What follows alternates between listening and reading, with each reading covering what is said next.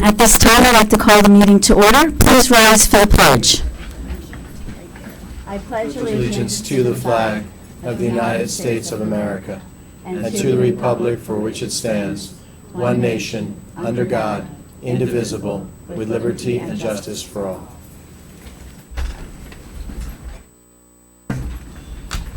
Good evening, everyone.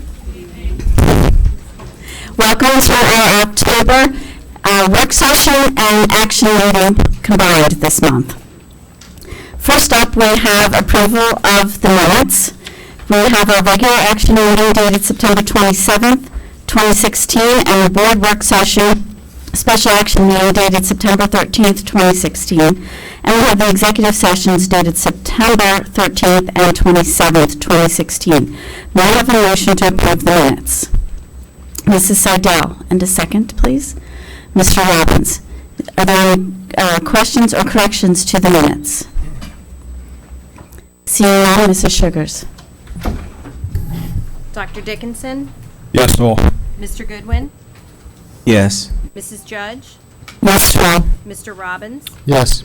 Mr. Roth, Yes to all. Mrs. Seidel, Yes. Mrs. Scarpellino, Yes to all. Mr. Tomlinson, Yes to all. Mrs. Matlack. Yes. Next up, we have correspondence. Any board members have any correspondence this evening? Okay, then we will move into our presentation for this evening. Tonight we have our Director of Security, Mr. Tony Saporito, who will be presenting to us the annual Violence and Vandalism Report. Mr. Saporito.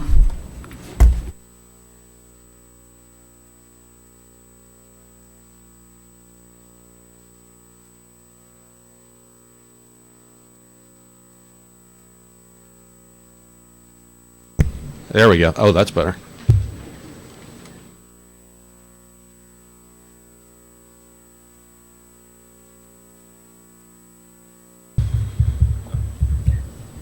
I just put mine in time, sorry. Yeah.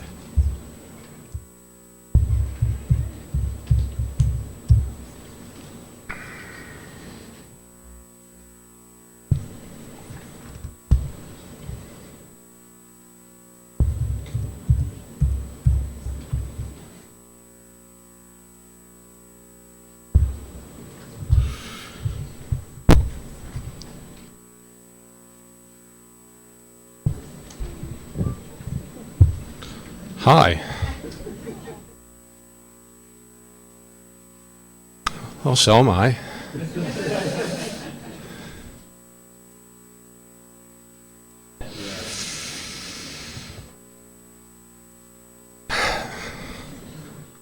I'm not going to sing nor dance, so we'll have to bear through this.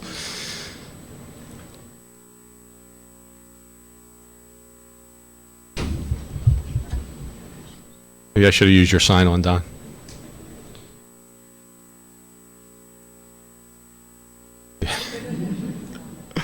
Well, as a way introduction, as Ms. Matlack said, I am Anthony Saporito. I'm the Director of Security now. My first full school year under my belt after taking over for Director Nuzzo.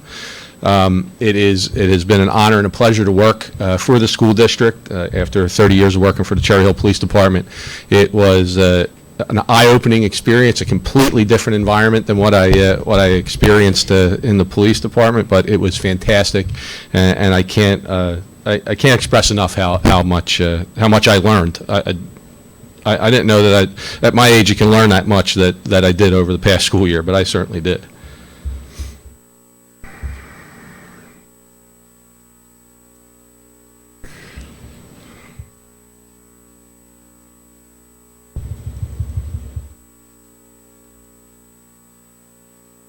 There we go.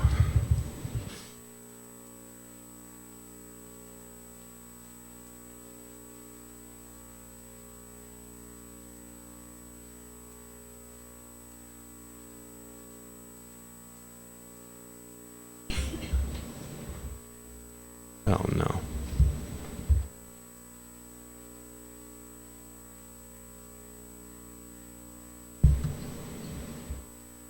Oh, that didn't work.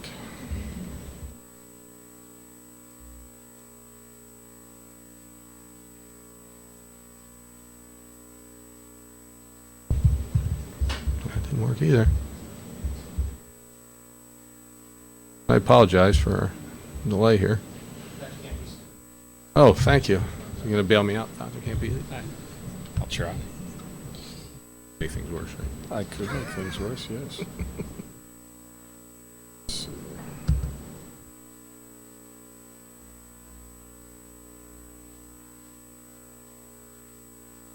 Let's unplug.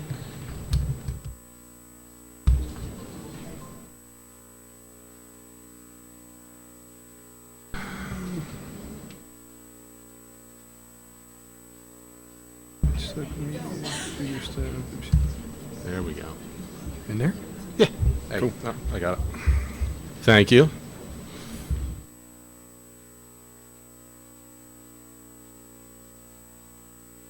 Oh, no. Allow? Ask me later. Ask me later. Ah, got it. And that makes sense. All right.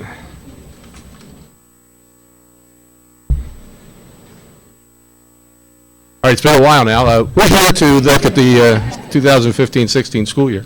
Of course, this is our annual violence, vandalism, weapons, and substance abuse. That, along with HIB, makes up the 5 main categories that each incident that's reported to us falls under. And then we'll take a look at them briefly as we go by in the numbers that correspond with them.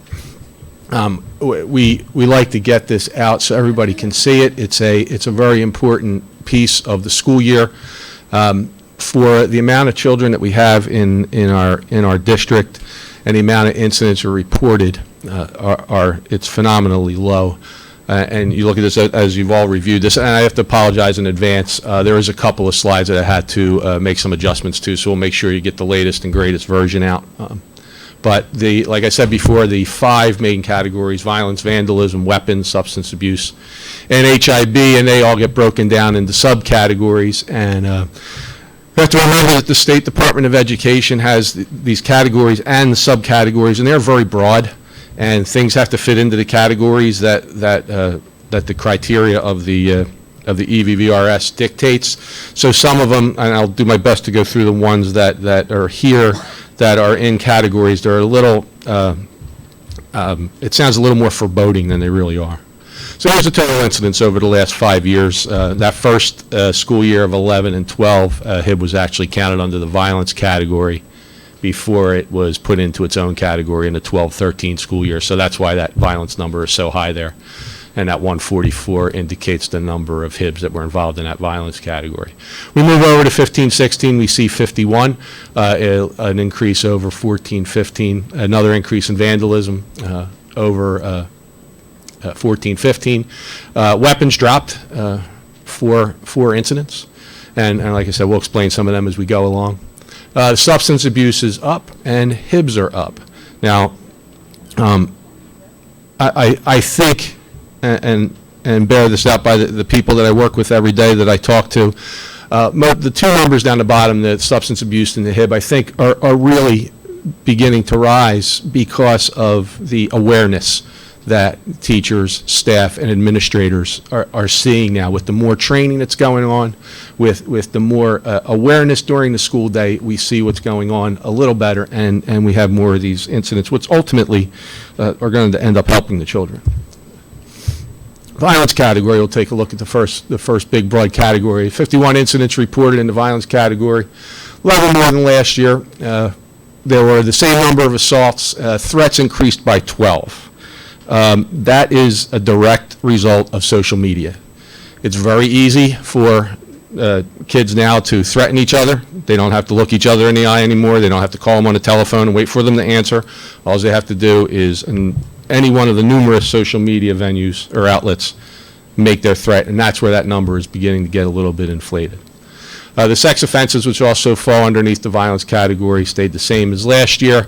We had 4 inappropriate touchings this year and 1 incident of possessing inappropriate pictures that fell under that category. We had others, but they ended up falling under different categories by the state criteria.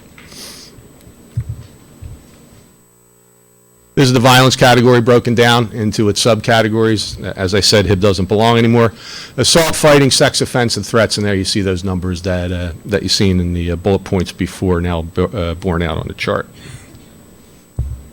Moving to the vandalism category. 24 incidents reported as opposed to 14 last year, of course, a 10 increase. 6 incidents of property damage, 12 incidents of theft compared to those numbers from last year. The property damage, sometimes these things go in droves. You'll get a property damage at Hart and then a property damage at Woodcrest because it's the same kids or the same people going around to the different schools in that area. So you tend to get a little bit of an uptick in those areas, and that's what happened here.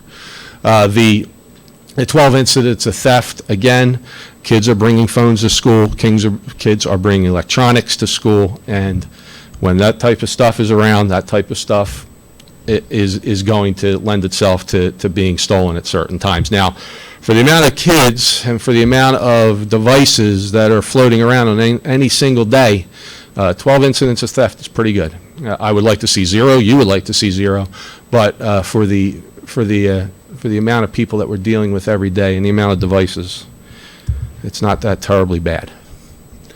Vandalism category, again, the numbers, you see it on the side, the number 24 is down the bottom right. That's the total for 15-16 as compared to the other years. And you see that 10 increase there at the bottom.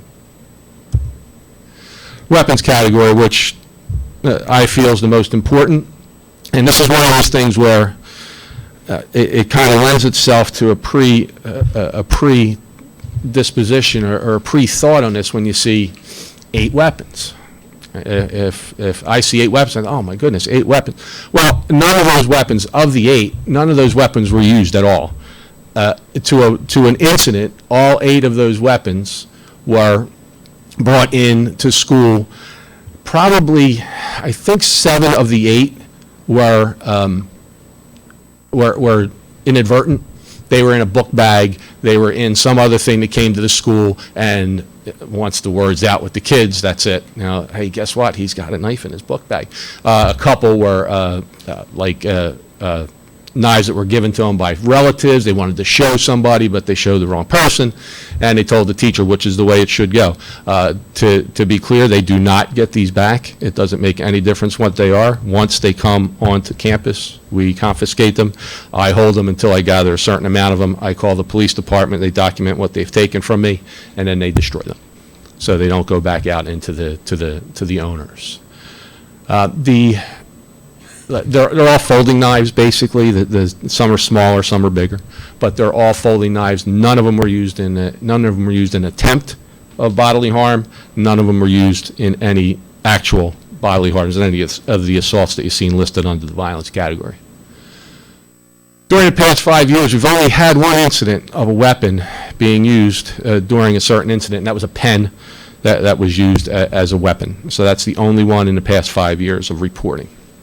Again, the DOE requires that we call those 8 knives that were recovered weapons and go into the weapons category.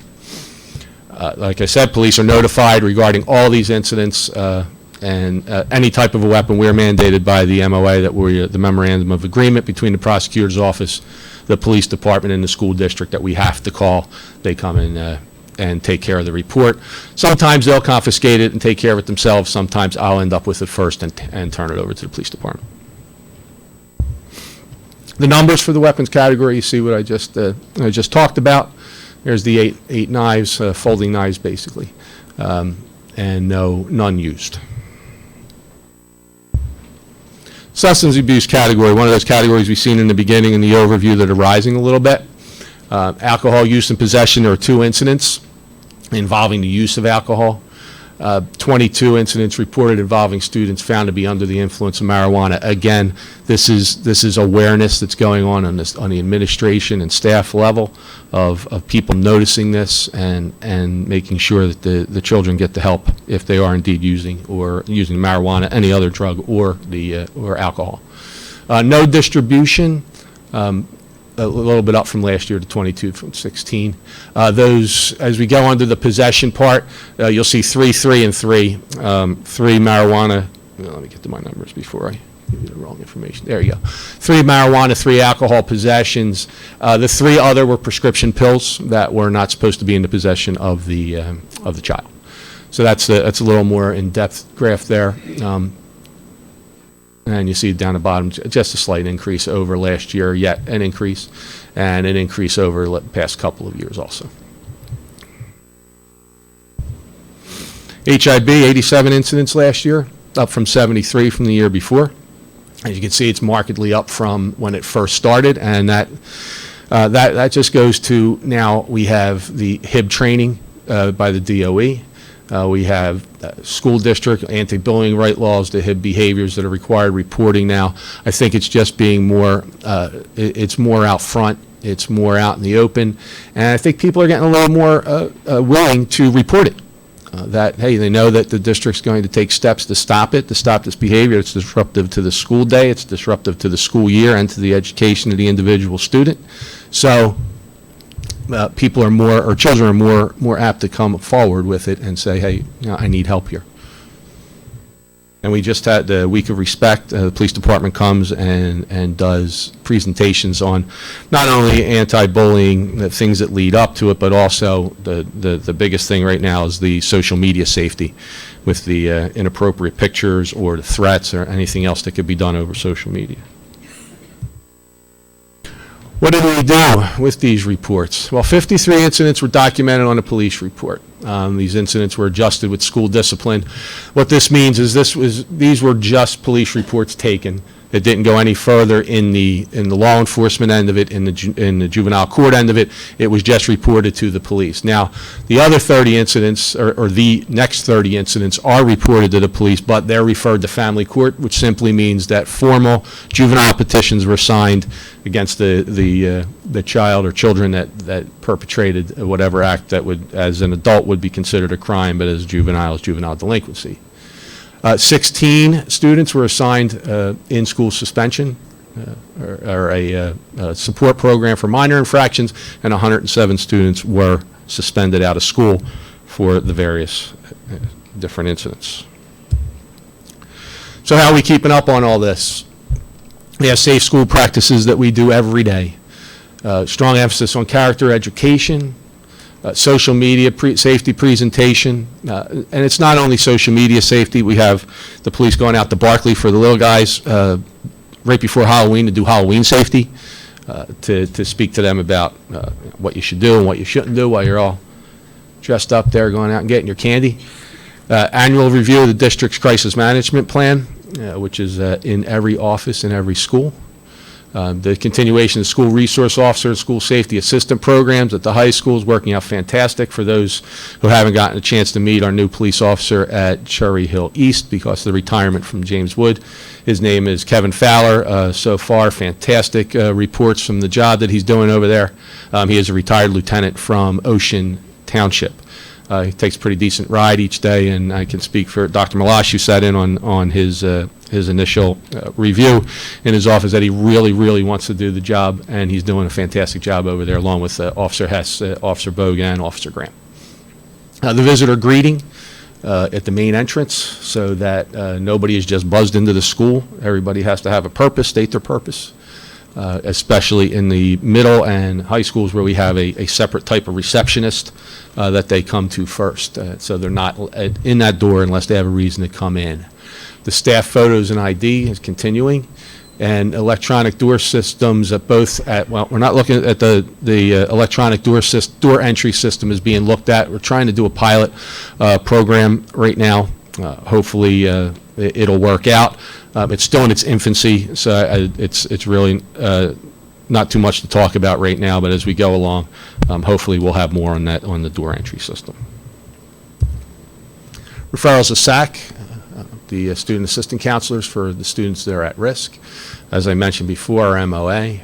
Computer access to the police reporting system. I have instant access to any police report that involves a school district right in my office. Megan's Law notification, which we work hand in hand with the juvenile unit from the detective unit at the police department. Zero tolerance for weapons and substance abuse, and that's the way it has to be. We take these knives away that we had this year, and they don't get them back. And they get the principals and myself will sit in, and we'll have the parents come in and tell them the dangers of bringing that to school, whether it was by accident or not. It's got to be taken care of at home before it comes into here. Monthly school safety drills and fire drills. We have one security drill each month, and we have one fire drill each month. And we go out and also we observe them.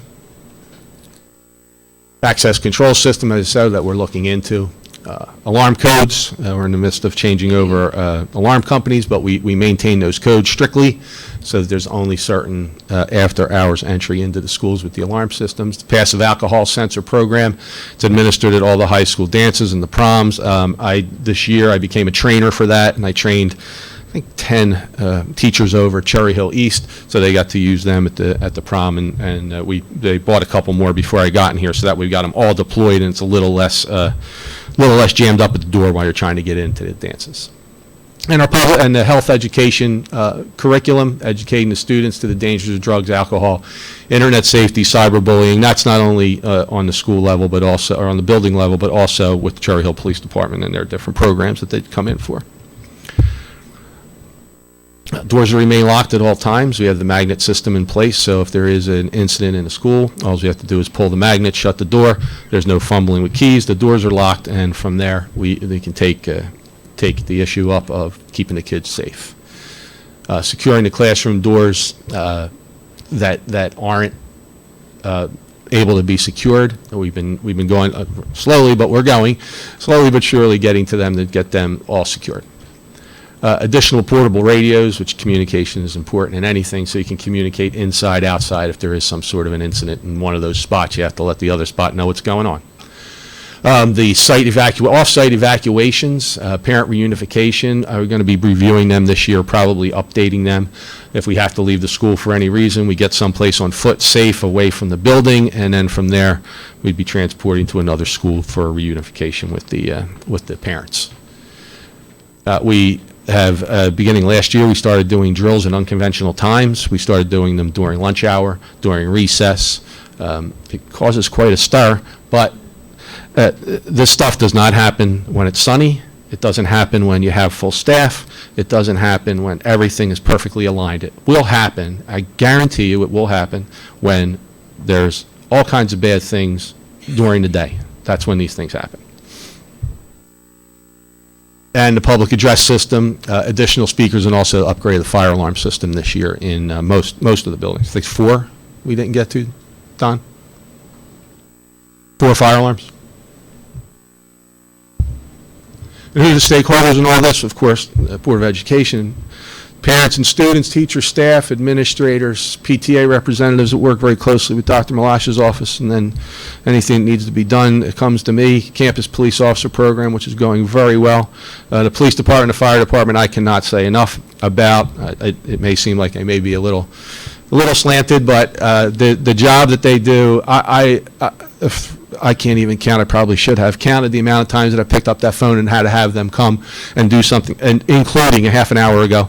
It's just what I have gotten is a great respect for the police department and Chief Monahan and his staff and officers there, and of course the community around our schools that are always vigilant, and the community of the schools themselves, parents and everybody else that goes into making a safe school day all the time, every day. Any questions, I'd be glad to answer. If I don't have the answer now, I'll be more than happy to get it to you. Yes, sir.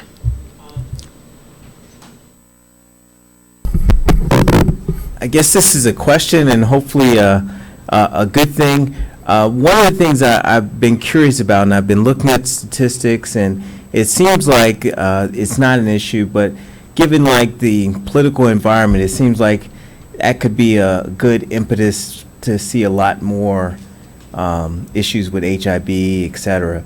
But it doesn't seem like that's the case. For the upcoming election? Well, yeah. I mean, What would ever cause controversy with the upcoming election? I mean, but it doesn't seem like it. It seems like it's overall it's going well. So So far, that has been fine. We've had a couple of minor things that we can't restrict.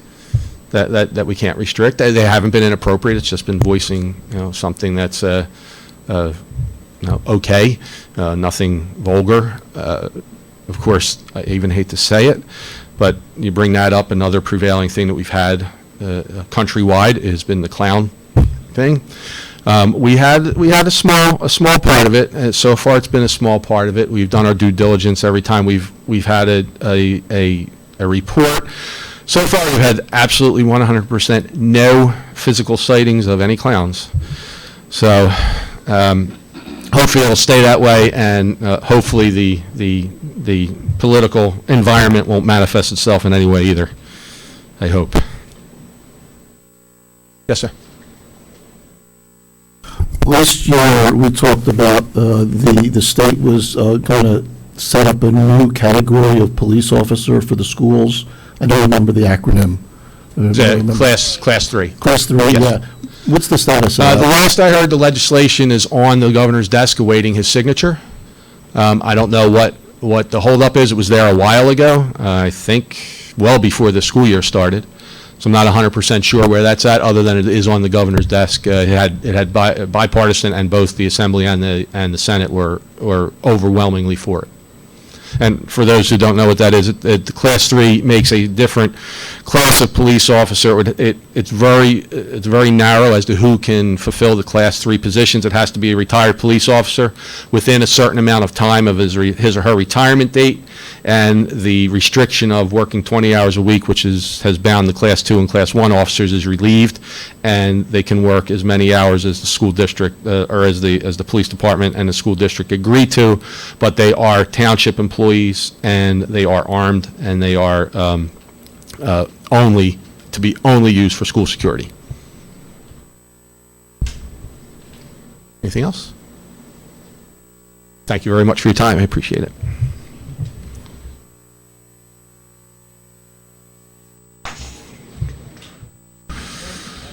Thank you very much, Mr. Saporito.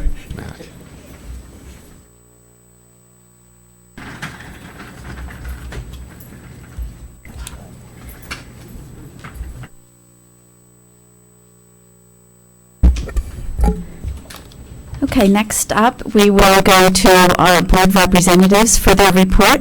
And tonight we will start with East, and I'll ask Caitlin for the report, please. Hi, everyone. Thank you for having me tonight. So this past weekend, we had our first theater show of the year. It was our lab theater show, which is a really nice program that we have at East for any aspiring actors and actresses who haven't really been in the program very long.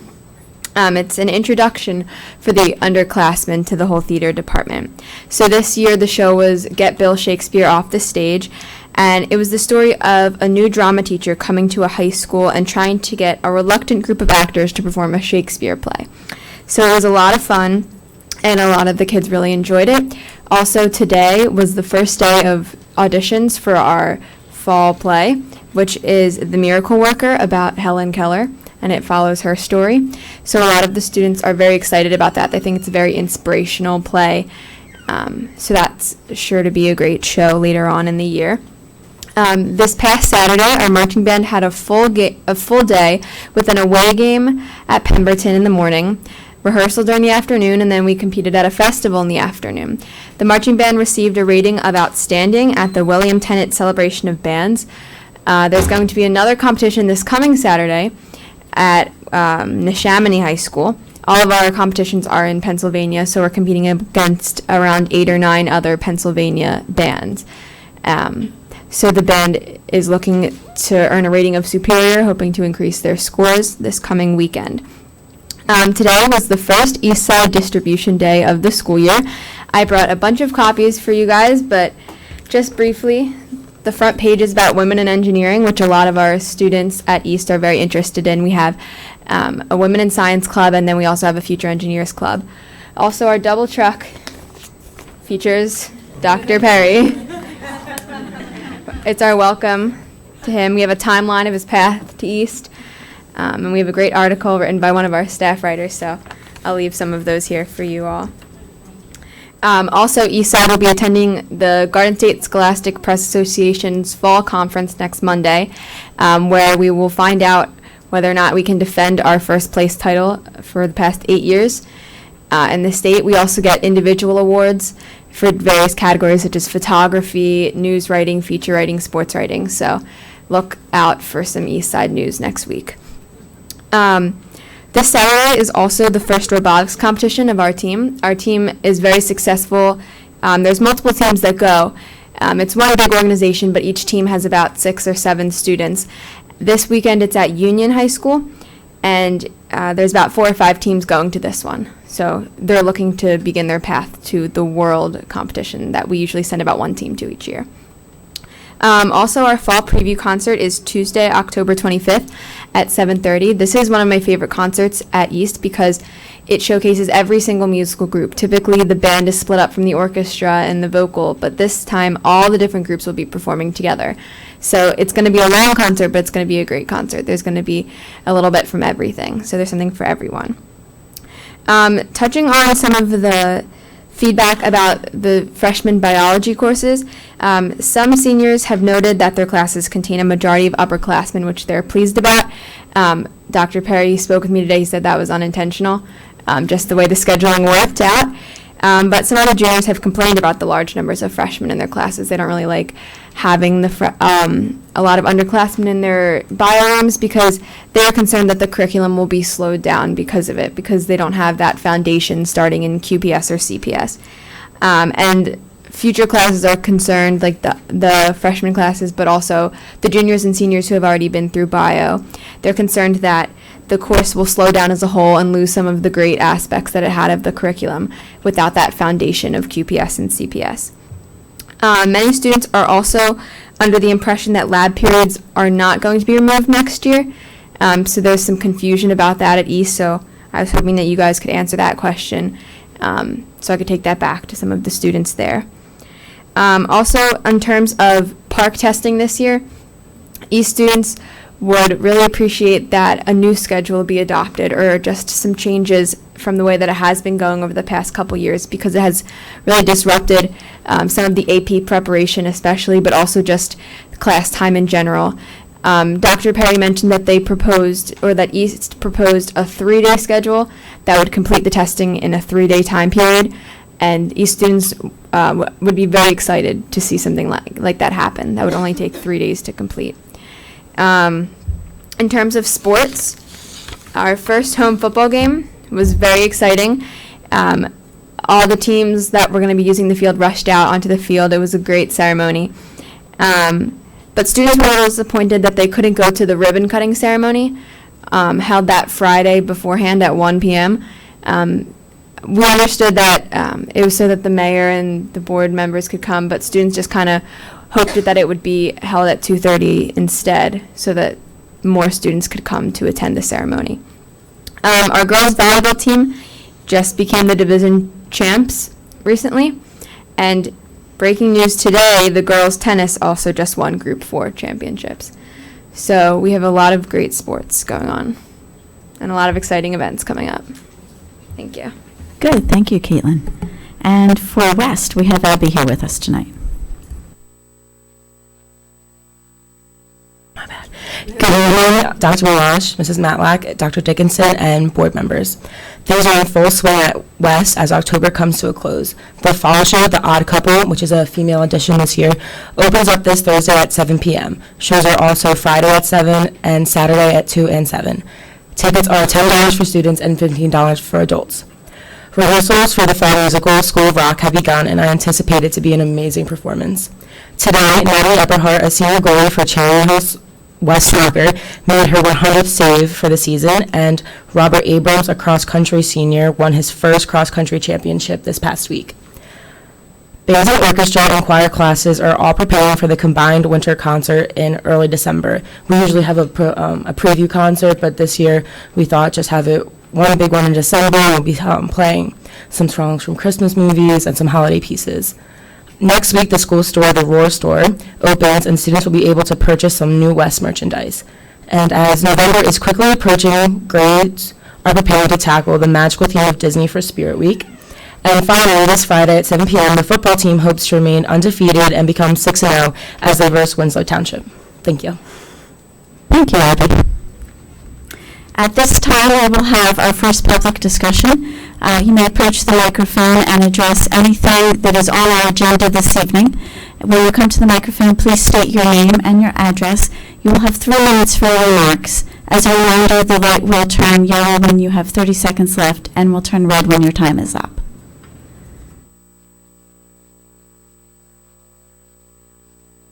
Okay. Seeing none, we will move on.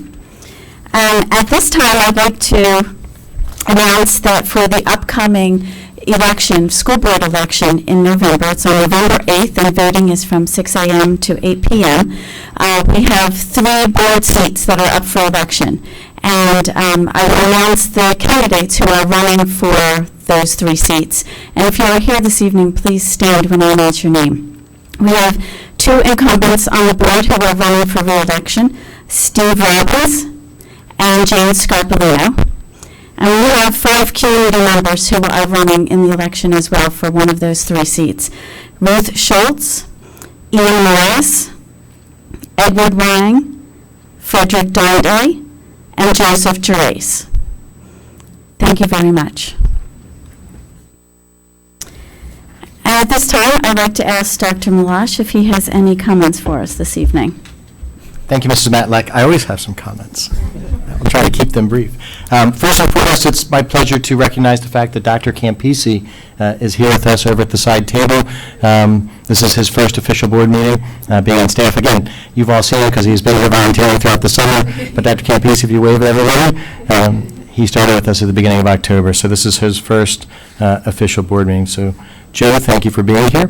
We're moving through the first marking period of the academic year. The interims have closed at the high schools. They're looking at assessments in the middle schools and the elementary schools, because they're in a trimester, are almost to the midway point of the first trimester with where we are. So a great time for reflection, a great time for questioning of both staff and students and families. Are we where we want to be? Are we achieving at the level that we expect to achieve? And are we prepared for the next second half of the marking period and the rest of the academic year? As we get through the first 5.5, 6 weeks of school, it is a whirlwind. You know, and as we sat together and talked in September at the board meetings, the days go by very quickly, and we count them off. It's just the first 2 days, then it's the first 7 days, 12, 20, and the year progresses. It's one of the things we can always count on, is the time is going to continue to march forward. But a great time for reflection for all of us. Are we where we want to be? And are the kids where they want to be at this point in the year? I'm grateful for the ladies, again, for Abby and for Caitlin being here to talk about what's going on, to represent the student voice. They bring out some really good points, and they share some great information about what's going on in the schools. I encourage everybody to get out to the high schools, to get out to the middle schools, and to see the shows, to see the athletic competitions that are going on, and to see the concerts. Stay tuned and follow through with the website. The folks in the technology department and Mrs. Wilson, through public information, update all the different activities that are going on. Subscribe to the district email and the district Twitter. Look at our newsletter that comes out on Friday. We still continue to experience some challenges with transportation, especially with after-school transportation for athletic events and for competitions. As I meet with the PTA folks throughout the course of the year, and I'll tell anybody that's watching as this is broadcast out, I encourage you, if you can put a business model together, get a CDL and buy a bus. You can make as much money as you want to make if you can run some after-school transportation. There just are not enough drivers. There's just not enough folks that are out there. There are buses that are sitting empty in bus yards throughout South Jersey. But I encourage you, if you guys can get together, any of you, put together a little little company, you can do as many bus runs as you want. The coaches, the administration, and the schools, and the teams and parents really continue to work together to try and make the best of the situation, so we get kids to be able to compete and to be at the events. But that continues to go forward. If you haven't had a chance to get out and see the shows, please make sure that you do so. And I encourage everybody to get out and vote, be part of the process in November. Thank you, Dr. Walsh. At this time, we're going to move into our agenda, and this evening, since we have only one meeting this month, it's a combined work session and an action meeting, so I will ask each of the committee chairs to give us their committee report from this month first, and then after any questions or discussion on that, to move the agenda that we have this evening for our committee. So we'll start with the CNI committee agenda with Mrs. Seidel. Thank you, Mrs. Matlack. Our Curriculum Instruction Committee meeting was on Wednesday, October 5th at 7 p.m. We had 4 main topics on the agenda, and it was a really overall great meeting. There's some really exciting information and exciting things for our district. We were a little sad that we had no audience members, but so I'm happy to share this information with some of the public and with all of you today. First thing that we discussed, and this will be on the action agenda, was a CHOP study of organizational skills with Dr. Powers. Dr. Marble, who's our principal at Kingston School, introduced Dr. Thomas Powers from CHOP. Dr. Powers wants to conduct a research study on students who have organizational skill issues. This study of organizational skills training is for upper elementary students. His proposal was submitted to the Institution of Educational Sciences, which is a branch of the U.S. Department of Education. The grant application was due over the summer in August. The grant will not be approved, if approved, until April 1st, 2017. It's a very competitive grant, and the start date, should he receive the grant, would be on or about July 1st, 2017. This similar research had been conducted previously at NYU and Duke, and it was deemed highly effective. And the intervention has also been replicated in New York City public schools, again, which yielded positive results. A summary of the study would include 4 students, 2 groups per school per year, around 16 students per school. It needs parent involvement for home support. There would be 2 meetings promoting generalization in the home, teacher consultation, 3 sessions promoting generalization in the classroom, and skills training for the students, 18 sessions, 35 minutes per session during the school day that would not interfere with instruction. Parents obviously must give their consent. There will be a random assignment to the students that receive the organizational skills intervention. However, all students will ultimately receive the intervention the following year. The study would cover a 4-year period of time. The providers of the intervention must be school personnel. We would identify the individuals such as counselors, school psychologists, teachers, etc. And those selected individuals would receive professional development to know how to provide the intervention. So what's exciting about this study is that, should it happen, there's great benefits to not only the schools selected, but overall to the district. The students would get the organizational skills training across 2 years. The staff members would be trained, and they'd be able to continue training other students who may need it. And those teachers that are trained will also be able to provide professional development down the line, and will, support expansion after the study ends. And the best part, there's no financial impact on the district. Any costs the study would cover and reimburse. So we're really excited to hear about those possibilities. The second great opportunity that we talked about was Mrs. Karen Rockhill, who's the principal of our Barkley Early Childhood Center, introduced Dr. Benswe from Temple University. Dr. Benswe is a published author and done work in the district with practicum students from Temple University. Her interest is in children learning through the arts, cooperating with each other, and understanding the world. She wants to acknowledge Cherry Hill Public Schools in her latest book, Dancing to Learn, Integrating Creative Movement into Early Childhood Environmental Lessons. She had developed a grant, and part of that grant was she was asked to mentor students who are getting the grants, and this work expanded to work with environmental studies, and because of her previous involvement at Barkley, this led to her working with the Barkley Green Team, and that's how she came to get Barkley involved in this book. So the book is about learning about the environment through dance. They created a lesson through movement based on what the classroom teacher is doing and their lesson plans. She connected all of it to the standards to make the work reputable. And And we are already doing all of these standards, so it was a natural progression. So it's a really great book. She'd like for us to adopt this for all students from Cherry Hill Public Schools. We can disseminate it to all of our elementary schools, and it's really, really a great tool. So she'll be giving credit to Barclay School in the acknowledgement page, and so we are going to be asking for your support on the action agenda. The third thing that we talked about, Ms. Kasikis gave an update on our critical literacy work.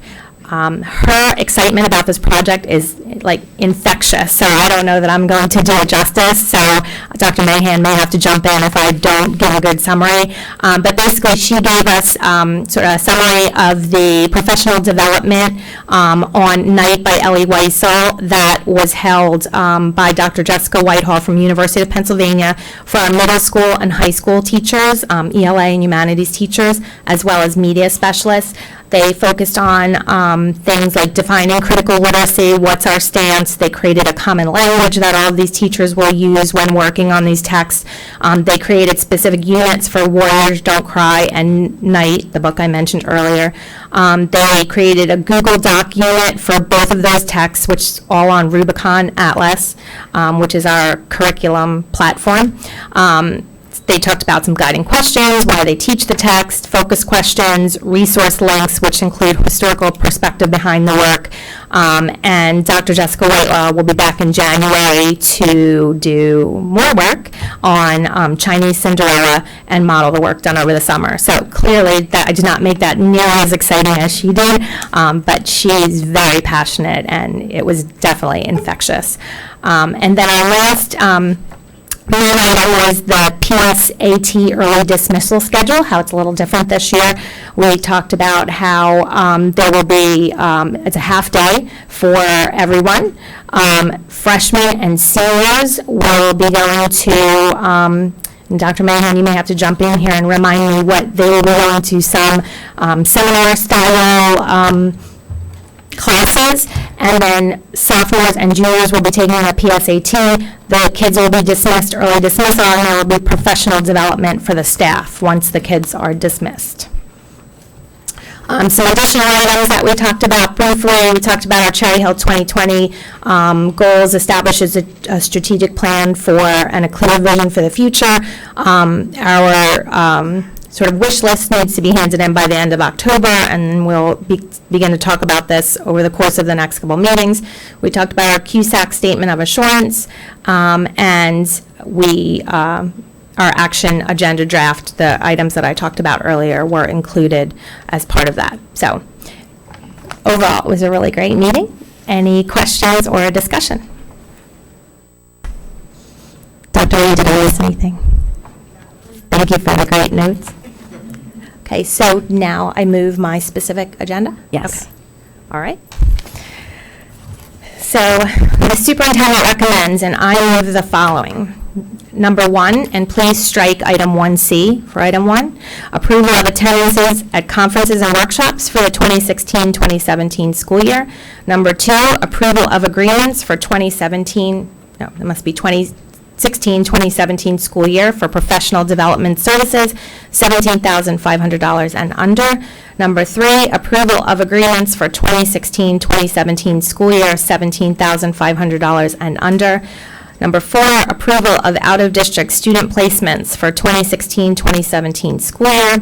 Number 5, approval of non-public school technology for 2016-2017 school year. Number 6, approval of services contract with New Jersey Commission for the Blind and Visually Impaired. Number 7, approval of research by Dr. Thomas Power from Children's Hospital of Philadelphia. Number 8, approval for Dr. Teresa Benswe to mention Barclay Early Childhood in her book. Number 9, approval of Mount Misery mileage. Number 10, resolution approving agreements for 2016-2017 school year. Do I have a second?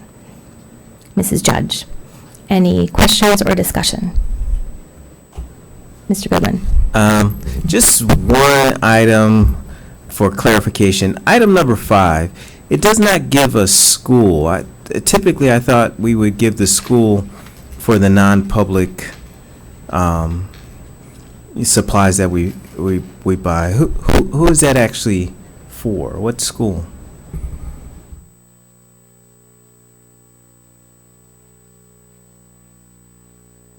Pardon me? Okay.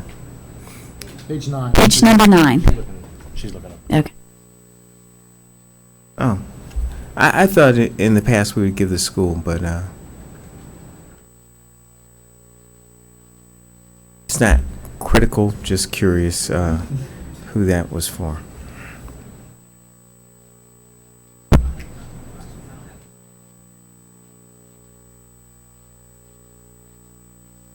So, let me just ask, Dr. Maney. For King's Christian. And is it a purchase or just identifying the approval of the material? It's for. So for King's Christian High School.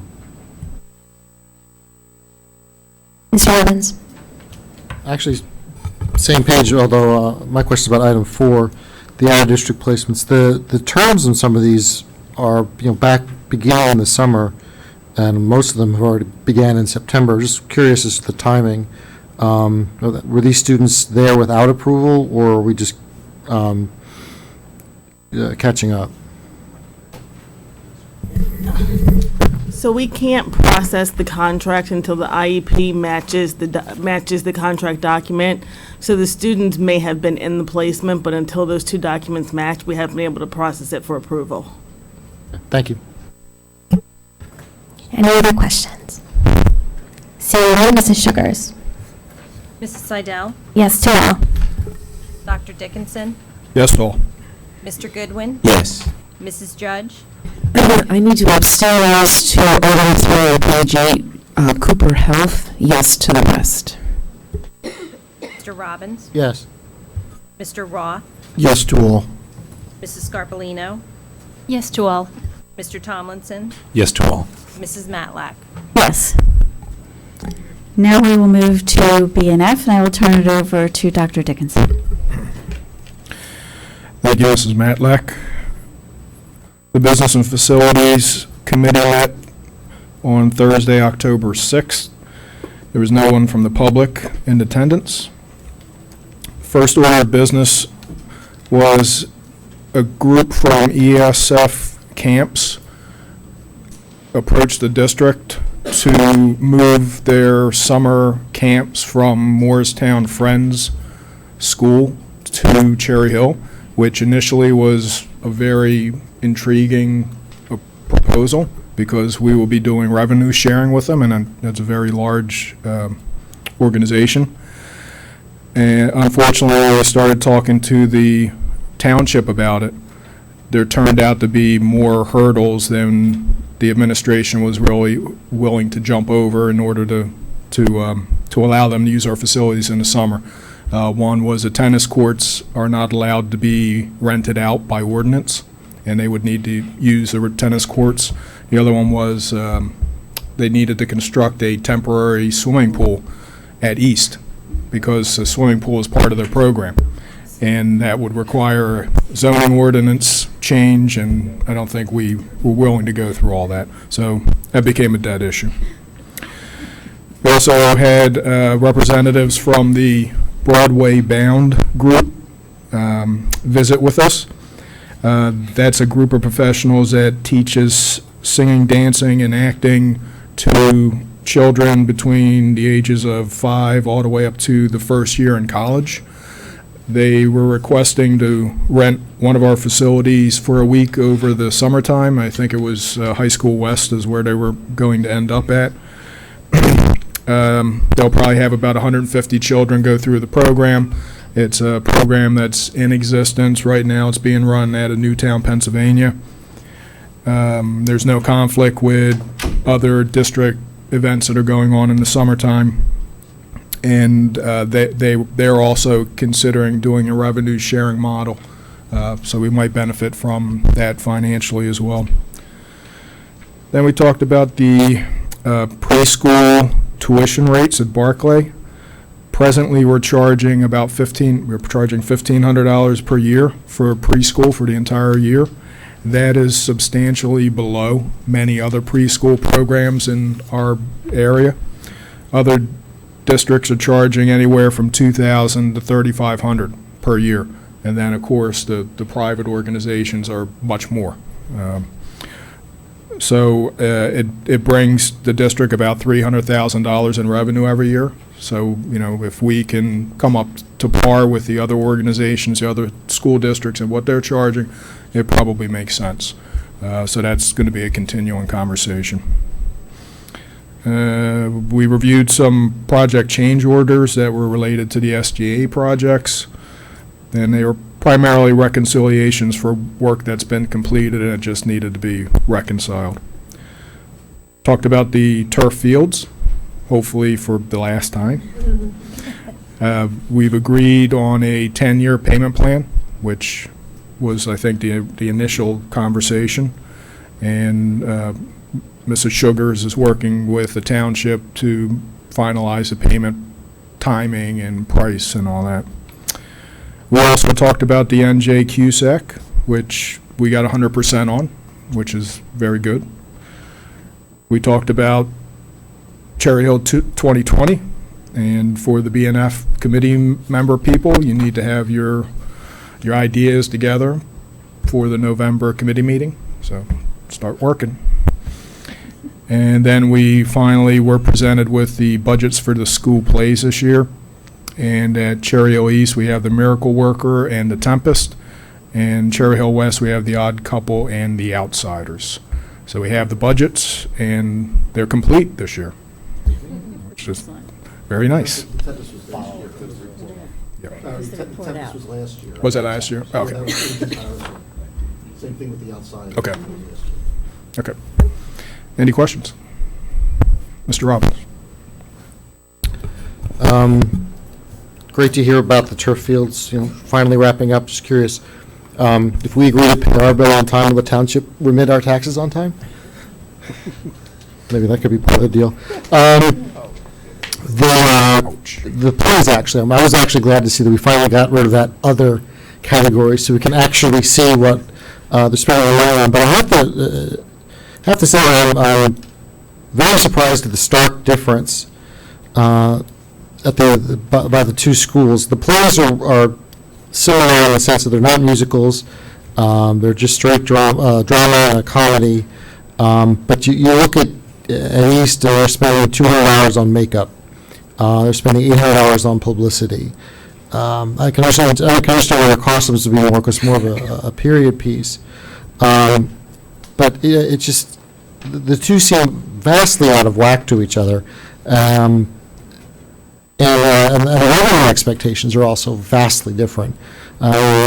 East expects to bring in almost $14,000 versus $5,500 for West. I mean, it just doesn't make sense.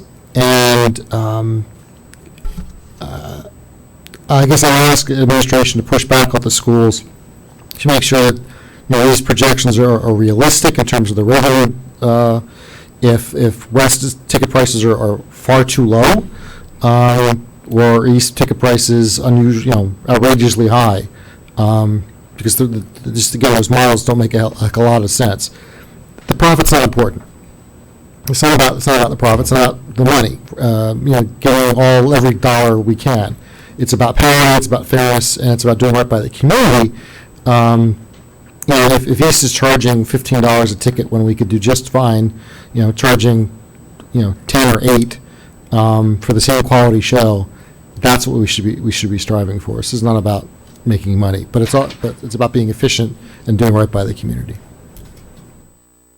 So that's it. Any other questions? No? Okay. Seeing none, I'll move the agenda. Okay. Superintendent recommends the following, and Superintendent recommends and I move the following. Number 1, financial reports. Number 2, resolutions. Number 3, resolution for the award of bids. Number 4, resolution for the award of transportation. Number 5, resolution for the award of change orders. And number 6, acceptance of donations. Do I have a second? Mrs. Scarpellino. Are there any questions? Seeing none, Mrs. Sugars. Dr. Dickinson? Yes to all. Mr. Goodwin? Yes. Mrs. Judge? Yes to all. Mr. Robbins, Abstaining with respect to New Jersey American on the bill list, yes to the remainder. Mr. Roth, Yes to all. Mrs. Seidel, Yes. Mrs. Scarpellino, Yes to all. Mr. Tomlinson, Abstaining to Bancroft NeuroHealth on the bill list, yes to the remainder. Mrs. Matlack. Yes. Mrs. Judge, will you discuss the HR committee meeting and move their agenda, please? Yes, I will, Mrs. Matlack. Human Resources Committee, which is a confidential committee, so I can't report on a whole lot, but we met on Thursday, October 6th. We discussed, there's a job description revision. We discussed some upcoming HR vacancies due to retirements and leaves of absence and some movement in the HR department. So one of the things we discussed was a revision of the job description that we're all going to approve this evening. And we also discussed some summer work that was done and employees didn't receive payment for that work, which will be on the agenda this evening. We discussed CUSAC. We reviewed it for the standard of assurance, which we're voting on tonight, I believe, yes. And we also discussed 16-17 goals. And our next meeting is Tuesday, November 1st. So brief, and that's all I have. And are there any questions? Seeing none, I will move the agenda for the action meeting. The superintendent recommends that I move the following. Number 1, termination of employment certificated. Number 2, termination of employment non-certificated. Number 3, appointment certificated. Number 4, appointments non-certificated. Number 5, leaves of absence certificated. Number 6, leaves of absence non-certificated.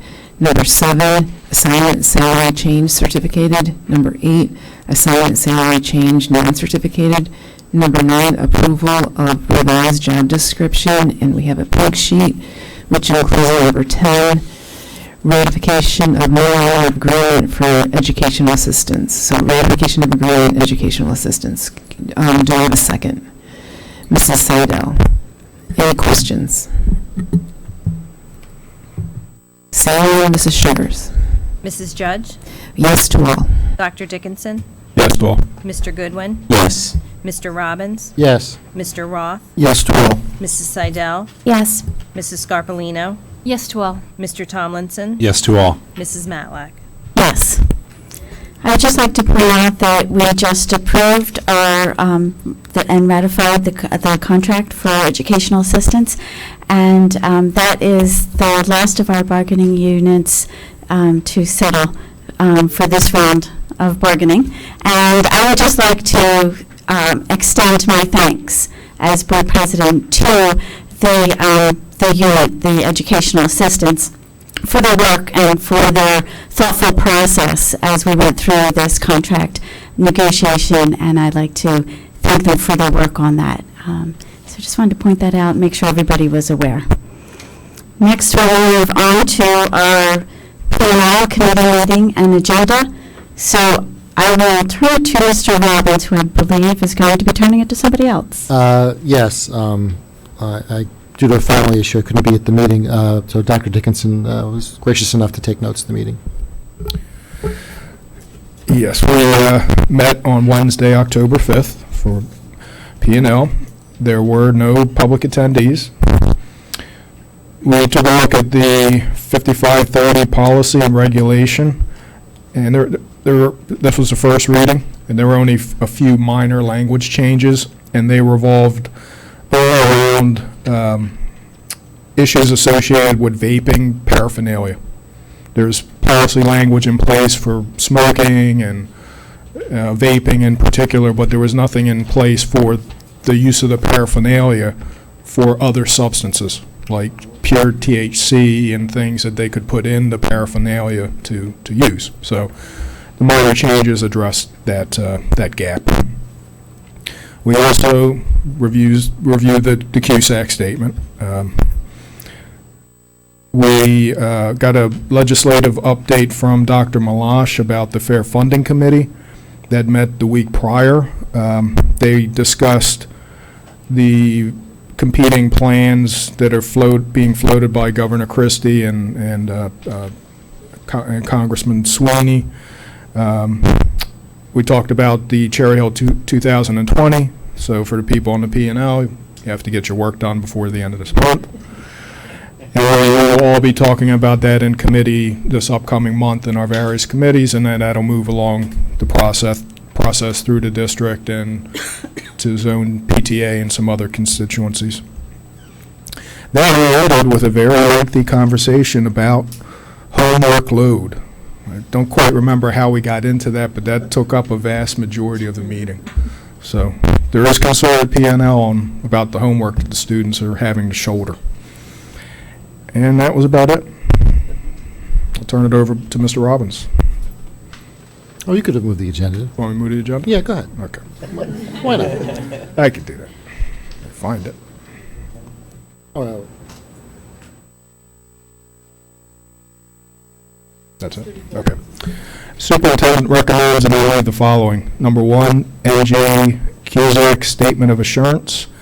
Number 2, approval of harassment, intimidation, bullying, investigation decisions. Do I have a second? Mr. Goodwin. Any questions? Seeing none, Mrs. Sugars. Dr. Dickinson? Yes to all. Mr. Goodwin? Yes. Mrs. Judge? Yes. Mr. Robbins? yes. Mr. Roth? Yes. Mrs. Seidel? Yes. Mrs. Scarpellino? Yes. Mr. Tomlinson? Yes. Mrs. Matlack? Yes. And Dr. Dickinson has mentioned to the two committees that he has reported on that those committees have to have their ideas ready for the next committee meeting. And I would just like to mention that all board members, regardless of a committee, need to have your ideas written down and brought to the next committee meeting for our 2020 plan discussion. Just for the benefit of the public, can you kind of, just tell them what we're talking about? Oh, sure.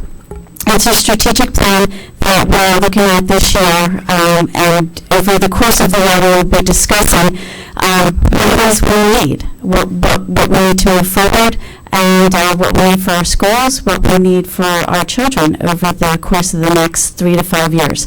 So we're starting that discussion in committee meetings of the board, and the board members have been asked to go through and write down their ideas of what needs to be done. Several years ago, we did a needs assessment study, and we are updating that needs assessment, which has to do with the needs of our building, the physical needs in all of our buildings throughout the district. We have 19 schools and the administration building, and so all of those buildings were assessed, and we're discussing all of those. So if there's anybody in the audience or out in the public listening to this who would like to be a part of that and hear the board's discussion on those issues, please consider coming to one of our committee meetings. Dr. Nash will also be presenting this information that he has presented at board committee meetings. He will be presenting to the community and through the PTAs as well, so that everybody will have an opportunity to hear this information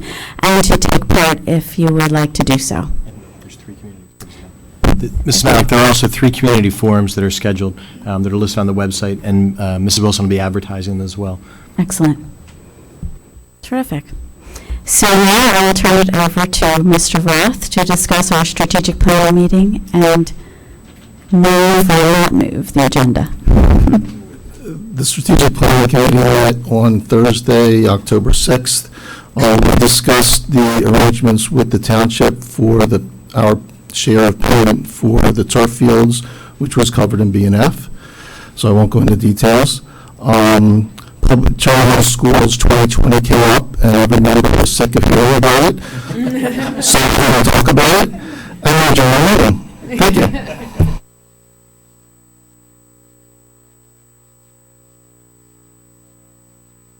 Thank you, Mr. Roth. Man of few words. Okay, at this time, we will now have our second public discussion. At this time, we may approach the microphone and address the board on any topic.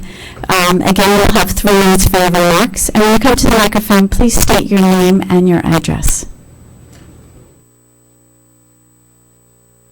Good evening. My name is Tyree Wallace. My address is 218 Linderman Avenue, Cherry Hill, New Jersey. I thought it was fitting to come before the board this evening, considering that it is National Bullying Prevention Month, and more specifically considering the difficult situation that my daughter is undergoing. I have a senior who attends Cherry Hill West. The issue that I wanted to raise before the board tonight concerns the criminalistic bullying and harassment that she continues to be subjected to at the hands of 2 other Cherry Hill West students. This has been an ongoing issue over the last several months that has escalated quickly, with one of the students issuing a threat, and I quote her, to shoot anyone who steps to her via her social media. The threat of gun violence coupled with her gang affiliation references is beyond terrifying, as you could imagine. School administration, along with Superintendent Dr. Malash, are fully aware of the situation. Cherry Hill West Principal Dr. Morton and his staff have acted swiftly, issuing disciplinary consequences immediately after the threat. And I am appreciative of their actions. However, as of today, the student is set to return to West. Her possible return is cause for alarm, to say the least, as this student has proven to be reckless, indifferent to authority, and persistent in her attempt to harm my child. I find her return to be problematic and just simply unacceptable. My ask of the board is for a more long-term resolution, such as a transfer. Dr. Malash was gracious enough to meet with my family and I yesterday to discuss this situation in further detail, and I understand any further action will require a recommendation from him and maybe approval from the board. So I implore you that when the matter comes before you, officially, you give it its due consideration, as the safety involves not just my student, but all the students may be at risk.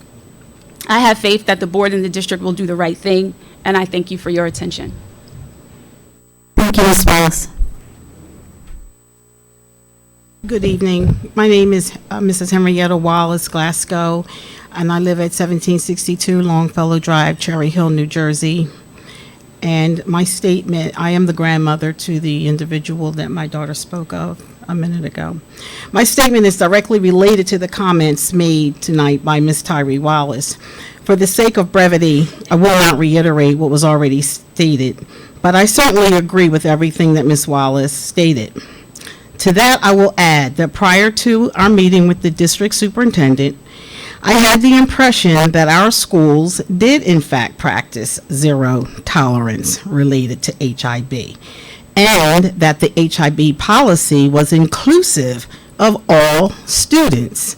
I am very disappointed to learn that if the harassment, intimidation, bullying are not directed towards someone included under the policy umbrella, that they are only subjected to the code of conduct.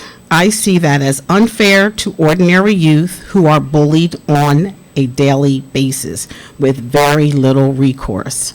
We are losing our children all over the state, including Cherry Hill, to depression and in some cases even to suicide, because we failed to stop perpetrators in a timely fashion. It is extremely reassuring to have recently learned that the state of Wisconsin has adopted an ordinance to help combat bullying in their schools by imposing a fine on the parents of the perpetrators. Hopefully, our lawmakers will see the light in this approach. Lastly, I feel that in extreme cases of bullying, like the one our family is currently dealing with, the current process needs to be relaxed to allow the principal and superintendent to expedite the transfer of any student demonstrating threats of gun violence, as well as the level of defiance and total disregard for school authority that has been exhibited by the students in question, especially considering there are no backpack inspections at our schools or weapon detectors upon entering your building. Thank you. Thank you, Ms. Glasgow.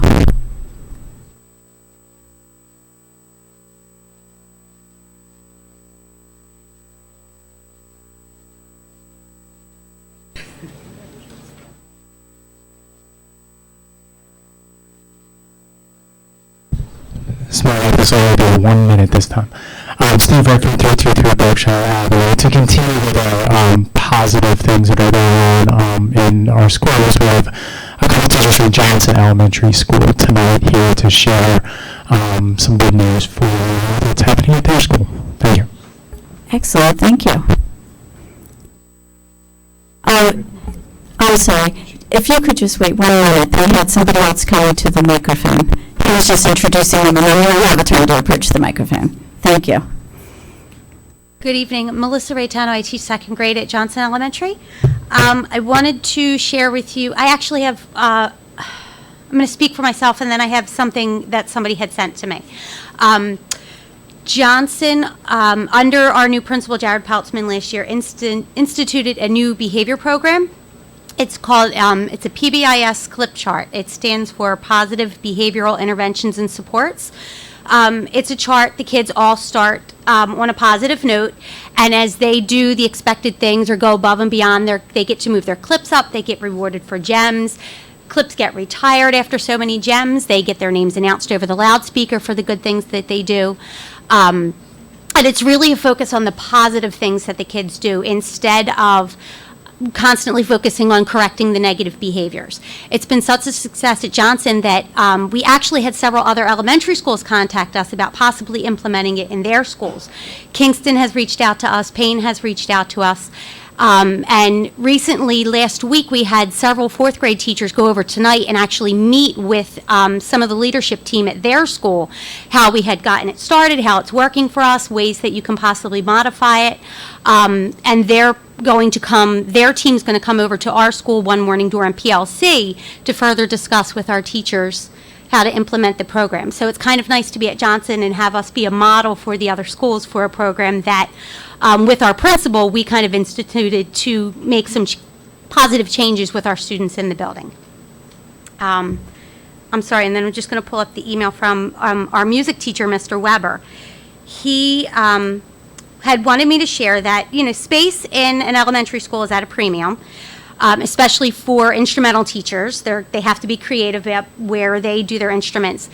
In our building, he teaches on the stage in the auditorium. He has to share that space with the gym teacher during inclement weather days. So it can get kind of chaotic to have music going on the stage for individual groups and have a gym teacher have two and a half classes worth of students in the gym. He really appreciates most especially his colleague Gail Gersey, who makes sure that her gym classes are as quiet as they reasonably can be so that the students on the stage are not as distracted as they could be with all the noise going on the other side. He loves the fact that the colleagues at Johnson are so cooperative with each other. They try to work together, and that the students are resilient enough to understand that they have to work together so that everybody gets to participate in their activities. Thank you very much. Excellent. Thank you very much for sharing that with us. It sounds like a terrific program and really going well. Thank you. If you'd like to approach, go right ahead. Lakeisha Dixon, 2635 Haddonfield Road. I'm a family member of the victim that's being bullied at your schools. And I just wanted to say, I wanted to ask the board, what's your plan on how this is going to be resolved for the student? Because, you know, as we all know, I know that social media bullying, cyberbullying, we can't really do much about that because it happens so fast. It's 24 hours a day, 7 days a week, and it's put up so fast that, you know, nobody can really stop it. But I wanted to also touch on key points that, you know, bullying is not just the person that's victimized. It's also affected by the people who witness it, other students who witness it, the bullier itself. It has an effect on everybody involved in this. And I just want to say, you know, like, I get that you're trying to, you know, have security detail her or, you know, try to keep them from doing anything to her in school, but you got to also remember that it's stuff that's happening on the social media that's affecting her as well. You know, we don't want her to have to worry about, you know, seeing some pictures online that's affecting her, causing her grades to fail, causing her to have low self-esteem or whatever. You know, like, we see the part that you guys don't see, and I don't think that it's fair that, you know, she has to be, you know, submitted to having this thing ongoing with these girls coming back to school and nothing's being done about it. So I just want to basically ask the board, what's the plan for this and how are we going to rectify it?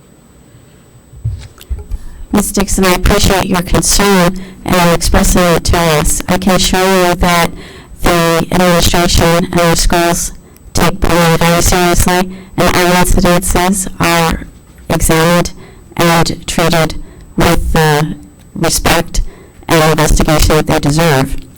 However, because of confidentiality, I cannot comment on any particular individual case, but I can assure you that all incidences of bullying are investigated thoroughly.